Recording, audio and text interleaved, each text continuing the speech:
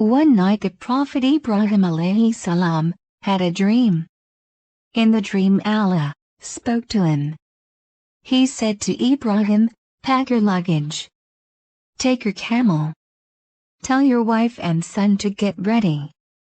Then go to Arabia." The Prophet Ibrahim alayhi salam called his wife Hajar and said, "Get ready. We are going on a trip."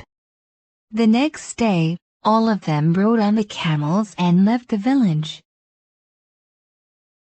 The Prophet Ibrahim alayhi salam and his family traveled for many days.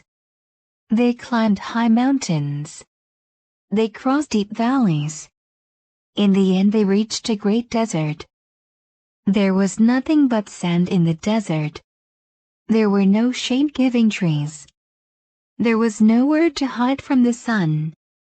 There were no clouds in the sky. The heat was making everybody thirsty. But there was no well.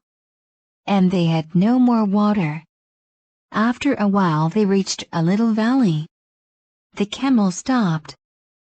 The Prophet Ibrahim alayhi salam and Hajar and little Ismael got down from the camels. The Prophet Ibrahim alayhi salam said to Hajar, "You stay here. Keep Ismael with you. I have to go back." The Prophet Ibrahim alayhi salam turned around and went away. Soon, Hajar and Ismael were alone. Ismael started to cry. He was thirsty. Hajar put Ismael on the ground. Then she went to look for a well. She could not find any well. There were no wells in the valley. She looked for water under stones, but there was no water there either. She ran here and there. It was useless. There was no water anywhere. Hajar tried again. She ran between the hills. She looked again for water. She was very afraid for her son. She did not know what to do. There was no water anywhere. She heard Ismael crying loudly. She ran back to him. She was afraid something might have happened. She was afraid he was getting sick with the heat. Ismael was lying on the hot sand. He was crying. He was kicking his legs in the sand. And then there was a miracle. There was a hole in the sand near his feet.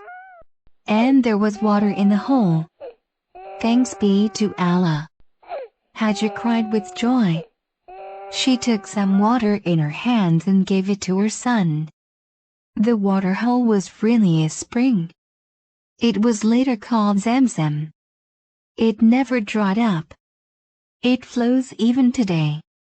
The moral of this story is that believers who, despite their hardships, follow the path of Allah, will find that Allah will help them in miraculous ways, just as the child Ismael was saved by the miracle of the Zamzam spring.